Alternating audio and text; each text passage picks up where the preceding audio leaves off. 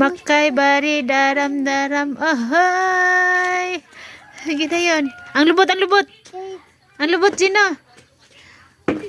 Ang lubot, Gino. Sayo ragod ko ya. Pili ragod siya. Ang lubot, G. Dito mo rin. Di mo makita dito mo. Ang lubot, G. Ang lubot, G. Ano? Nabalik ko talaga guys. Halto ka rin guys. Aray guys. Udah. Gamban lang sa dito. Gamas pa.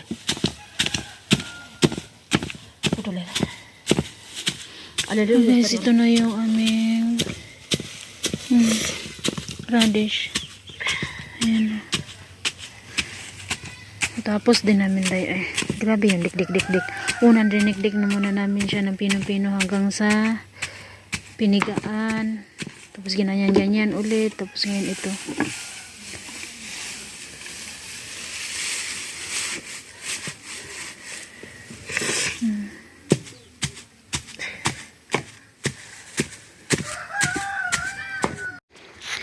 Hi guys, good morning.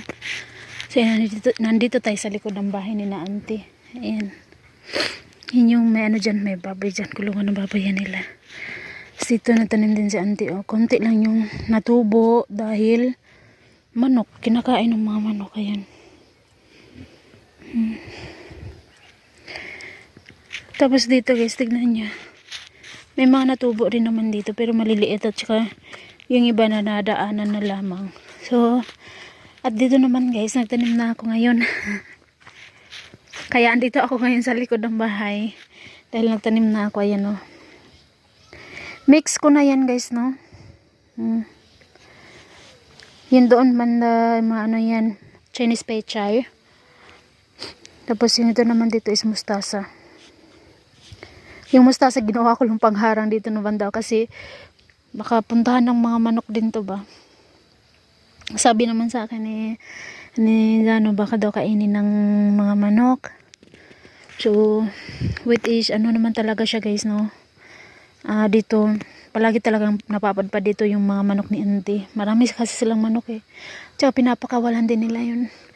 Yung sitaw may bunga pa pero hindi nila kinukuha. Sayang. Doon yun, sariwa pa. Pwede pa talaga to. Panghalo ng ano, ng gulay, ng patatas ba. Ayan. So, ito na muna sa ngayon yung itatanim ko guys. Subukan lang na ito. Try lang natin to guys, no?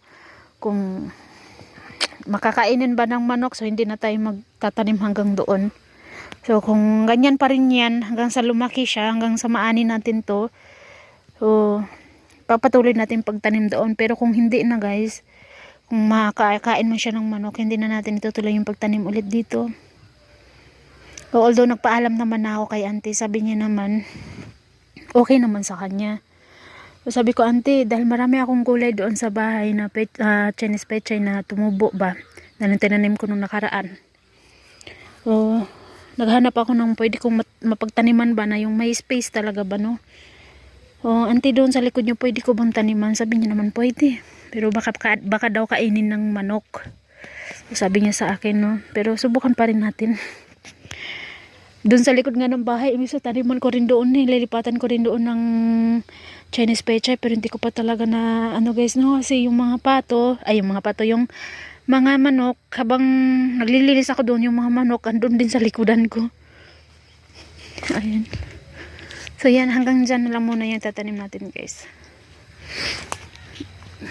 Mga bulaklak ko dito.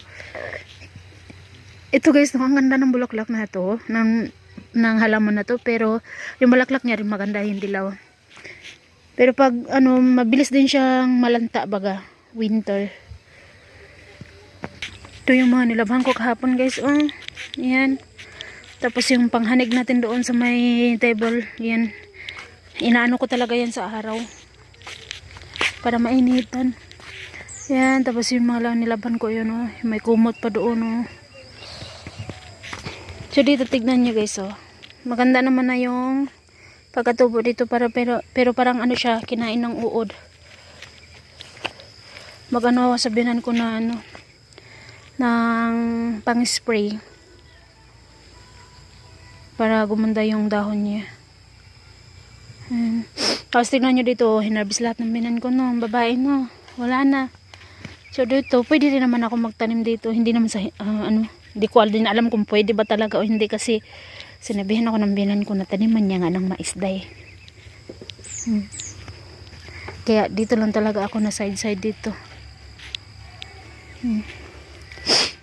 So hinarbis niya talaga lahat. So dyan daw banday na taniman niya na raw ng tawag dito ay ng mais. Yan dyan banda.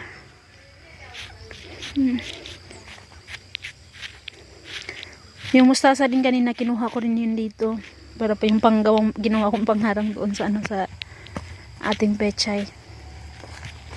At tinanim doon sa gilid ng bahay ni na auntie, sa likod nila auntie. Tapos tignan nyo yung lettuce ko, soon malalaki ko na dyan. Ayan, makakain ka na rin namin. Pang burger natin, kahit egg burger lang baga. Gawa ako ng baon ng mga bata, ketchup, tapos itlog, tapos ito. Diba dati nakagawa na ako, pero yung cabbage yung ginawa kong parang lettuce, pang palaman doon. So, soon paglalaki na to, pwede na natin tong harvestin. Mas maganda sana siya, dapat talaga hiwalay-hiwalay, no, para mas marami yung pagbukad ng dahon niya, mas lalapad siya. Kaso yun nga, nag-aantay ako kung magkatanim sila, so singit-singit ako sa gilid-gilid kung pwede kong mataniman. Yan. Ang ganda ng talaga ng lettuce, na. Pero yung yung pechay ko guys, kinakain ng uod eh. May ako ng pang-spray para hindi to kainin ng uod. So guys, mamaya po ulit. Pakita ko din pala yun dito na side, ayan ah. Kahit dikit-dikit yan, okay lang. At least napaghiwalay.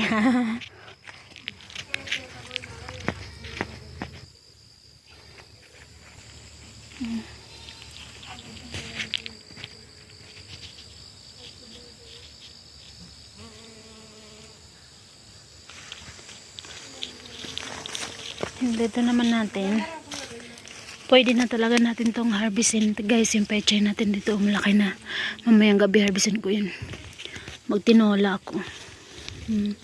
Tapos yung sayuti natin guys, excited talaga ako sa sayuti ko dahil, no, hindi ko muna siya nilagyan ng kahoy, no, para panggapangan niya, pero lalagyan ko din yan.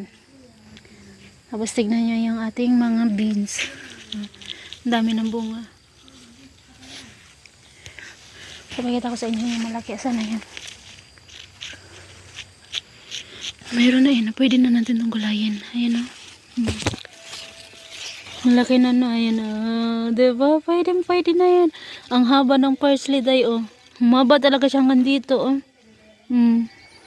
Tapos dito natutuwa ako sa aking rose guys o. Kasi sobrang sipag-sipag niya mamulaklak.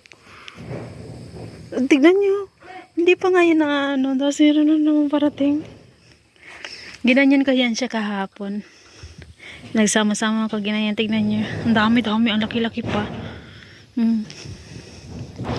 Doon hanggang baba yan day. Yan o.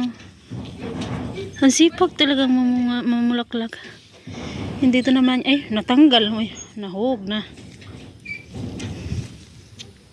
Bango. Ang lettuce naman natin na yan. Yan dito naman ang pechay. Medyo malaki-laki na din siya. Soon ma-harvest din natin yan. Ayan. Maganda naman yung pagkatubo niya dito guys, no. Yung kumatis na to, kailan kayo ito mahihinog? Hindi siya nahihinog guys. Ayan. Tapos dito naman. Yung doon naman medyo may kalakihan na din. Soon ma-harvest din natin yun tayo. Papakita ko sa inyo yung ginawa naming radish guys, no. Yung dry radish. Ganyan yan siya gagawin guys, no. Pero ang ano talaga yan, dapat magbunggal muna saka siya ibabaon. Pero dahil sabi ng binan ko, hindi na daw kailangan, so sinunod ko lang yung sabi niya. Tapos ito yung unang ginawa niya. Ito siya yung gumawa nito.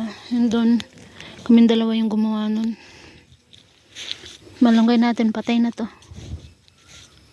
Oh, wala na patay ito. May tanglad tayo. Tinula na. Buka mamayang gabi. May tanglad. May pechay. Papaya na lang kulang. Sayote. Kung may sayote, sayote yung ihalo natin. Pero walang sayote. Mga ano tayo ng papaya. Sabaw sa mga bata mamayang gabi. Ayan guys. Ito lang muna yung update natin today. Wala ko tayong ganap. Kahapon. Walang pasok yung mga bata pero naglaba ako. Ito, mano-mano yung paglaban nito day. So guys, mamaya po ulit. Bye-bye po everyone. God bless us all. Thank you for watching. Thank you po sa inyong lahat. Lalo na po sa mga nagko-comment.